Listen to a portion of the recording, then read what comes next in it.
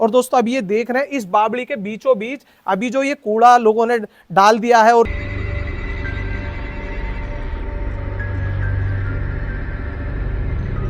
दोस्तों जिस तरीके से भारत की आजादी के बाद जिस तरीके से भारत के योद्धाओं को भुलाया गया, उनके नाम को मिटाया गया, और आप देख सकते हैं सामने ये वही ताक हैं जो पुराने समय में उजाले के लिए इस्तेमाल किए जाते थे। जय श्री राम दोस्तों, स्वागत है आप सभी का आपके अपने YouTube channel free to mind blogs में। दोस्तों अभी मैं कल्की धाम संभल के कमलपुर सराय गांव में मौजूद हूं, क्योंकि दोस्तों इसी कमलपुर सराय गांव में मौजूद है हमारे सनातन धर्म के महान योद्धा राजा पृथ्वीराज चौहान जी की ऐतिहासिक बावड़ी। दोस्तों इस वीडियो में मैं आपको राजा पृथ्वीराज चौहान जी की पूरी बावड़ी दिखाने वाला हूं, क्योंकि दोस्तों अगर आप कल्की धाम संभल के सभी प्राचीन रहस्यमय मंदिरों के दर्शन करने आ रहे हैं तो आप एक बार राजा पृथ्वीराज चौहान जी की ऐतिहासिक बावड़ी जरूर देखने आए।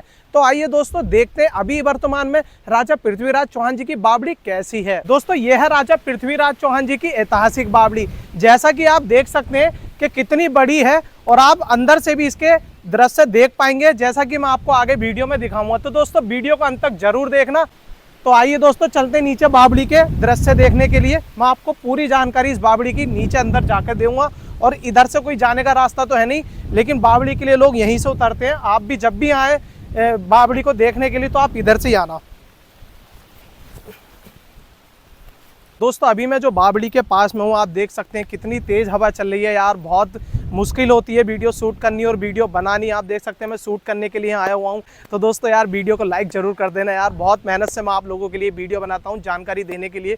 तो दोस्तों कल्की धाम संभल में जो हरिहर मंदिर है, जहाँ इस टाइम शाही जामा मस्जिद बनी हुई है, ये जो बावड़ी है राजा पृथ्वीराज चौहान जी की बावड़ी, ये उस मंदिर से मात्र 3 किलोमीटर की दूरी पर है। दोस्तों मैं आपको बता दूं इस बावड़ी का निर्माण राजा पृथ्वीराज चौहान जी ने अपने समय में करवाया था। और आइए मैं आपको एक चीज़ दिखाता हूं। दोस्तों सबसे ज़रूरी चीज़, आपने हमारे सनातन धर्म के रहस्यमय मंदिरों में काफ़ी सारी ईंटें देखी होंगी जो छोटी पतली ईंटें होती हैं। ये वही छोटी पतली ईंट है जो हजारों साल पहले हमारे सनातन धर्म के जो मंदिरों का निर्माण हुआ करता था, जो हमारे राजा महाराजा मंदिरों का निर्माण करवाया करते थे। तो ये वही छोटी पतली ईंट है जो उस समय में राजा पृथ्वीराज चौहान जी ने निर्माण के लिए इसका इस्तेमाल करवाया था। ये ईंट आज के समय में दोस्तों नहीं मिलती है, और उसी समय में दोस्तों इन ईंटों का इस्तेमाल किया जाया करता था। अब तो इस समय तो ये ईंट मिलनी बहुत ही ज़्यादा मुश्किल है। आप देखेंगे ये बावड़ी का मेन गेट हुआ करता था, वो सामने आप देखेंगे ये आगे तक फैली हुई है। जब इसकी खुदाई होगी तभी पता चल पाएगा कि बावड़ी कितनी जगह में फैली हुई है। आप देखेंगे दोस्तों ये है अंदर जाने का रास्ता, राजा पृथ्वीराज चौहान जी की बावड़ी के अंदर जाने का रास्ता है। ये दोस्तों सामने आप देखेंगे पूरी बावड़ी है। तो आइए दोस्तों चलते नीचे।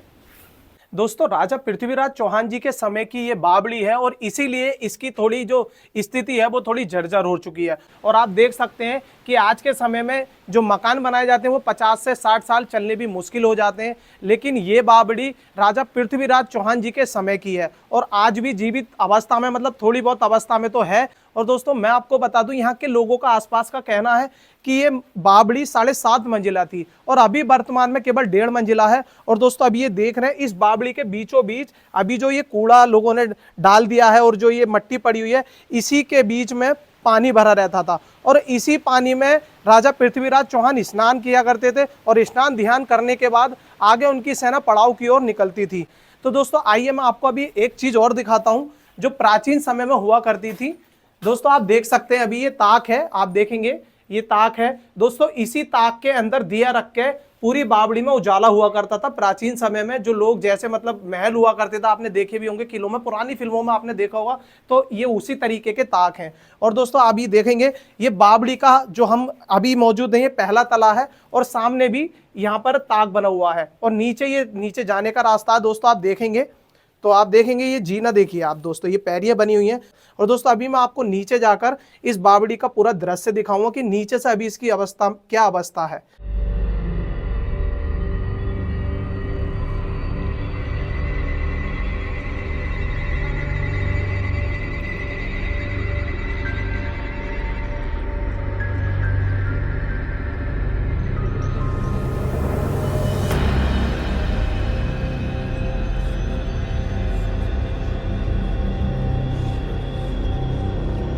दोस्तों जिस तरीके से भारत की आज़ादी के बाद जिस तरीके से भारत के योद्धाओं को भुलाया गया, उनके नाम को मिटाया गया और उनके द्वारा बनाई गई रहस्यमयी जगहों को मिटाने की कोशिश की गई। तो उसका जीता जागता उदाहरण आप पूरी इस बावड़ी को देख सकते हैं कि अभी वर्तमान में इस बावड़ी की कैसी हालात है। दोस्तों अभी वर्तमान में इस बावड़ी को चोर कुआं नाम से जाना जाता है। उसका मुख्य कारण दोस्तों ये है कि जो चोर हुआ करते थे वो चोरी करने के बाद छुपने के लिए बावड़ी का इस्तेमाल किया करते थे और इसीलिए इस बावड़ी का नाम चोर कुआं रख दिया गया। ये बावड़ी जो है राजा पृथ्वीराज चौहान जी के समय की है, क्योंकि जो संबल है राजा पृथ्वीराज चौहान जी की राजधानी हुआ करता था।